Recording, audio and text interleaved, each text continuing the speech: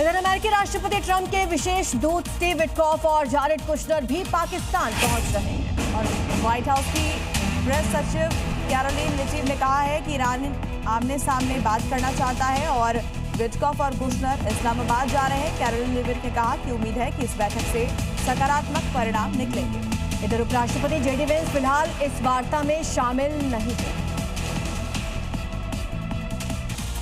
Israel के प्रधानमंत्री Benjamin Netanyahu ने दावा किया कि उनका लक्ष्य मिडिल ईस्ट के हालात को बदलना है। राष्ट्रपति के साथ मिलकर रणनीतिक सहयोग कर रहे हैं। नेतन्याहू के मुताबिक ईरान पर आर्थिक और सैन्य दबाव लगातार बढ़ाया जा रहा है। लेबनान को लेकर उन्होंने सख्त रुख अपनाते हुए कहा कि वहां इजरायली सेना को पूरी कार्रवाई की छूट दी गई है। उन्होंने स्पष्ट किया कि सीजफायर के बावजूद किसी भी खतरे पर इजरायल जवाबी कार्रवाई करेगा।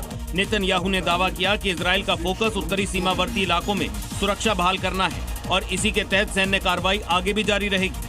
इस वक्त की बड़ी खबर आपको बता दें, ईरान के विदेश मंत्री अब्बास अराक्ची पाकिस्तान पहुंच चुके हैं। तो बीती रात अराक्ची इस्लामाबाद पहुंचे हैं। अराक्ची पाकिस्तान में पाकिस्तान के उच्च अधिकारियों के साथ बातचीत करेंगे और इस बैठक को अमेरिका ईरान के बीच संभावित वार्ता की तैयारियों के तौर पर देखा जा रहा है।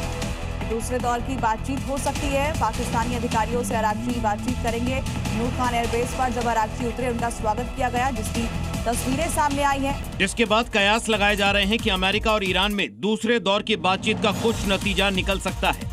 अराक्ची ने पाकिस्तान के आसिम मुनीर और विदेश मंत्री मोहम्मद इशाक डार से अलग अलग बातचीत की। इसमें अमेरिका और ईरान के बीच सीजफायर बनाए रखने पर चर्चा हुई। शांति वार्ता के बीच अमेरिका ने ईरान से जुड़े 344 मिलियन डॉलर के क्रिप्टो एसेट्स फ्रीज कर दिए हैं।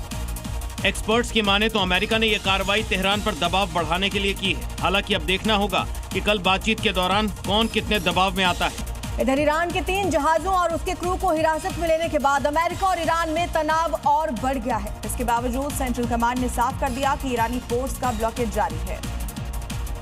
ईरान के बंदरगाहों की नाकेबंदी को लेकर अमेरिकी सेंट्रल कमांड ने बताया कि अब तक 34 जहाजों को या तो ईरान के पोर्ट्स की तरफ जाने से रोका गया है या फिर उनका रास्ता बदला गया है। ब्लॉकेड मिशन के लिए अमेरिका ने 10,000 से अधिक सैनिक, 17 से अधिक युद्धपोत और 100 से अधिक फाइटर और सर्विलांस प्लेन तैनात किए हैं। अमेरिकी सेना का कहना है कि ये नाकेबंदी ईरान के किसी भी बंदरगाह से आने जाने वाले जहाजों पर लागू हो रही है। जबकि अमेरिका के सेक्रेटरी ऑफ वॉर पीट हेग्सेथ ने कहा कि ईरान के पास डील करने का ऐतिहासिक मौका है और फिलहाल गेंद उनके पाले में है। और इसी बीच बड़ी खबर, इजरायल का हिजबुल्लाह पर हमला। हिजबुल्लाह के 6 लड़ाके मारे गए।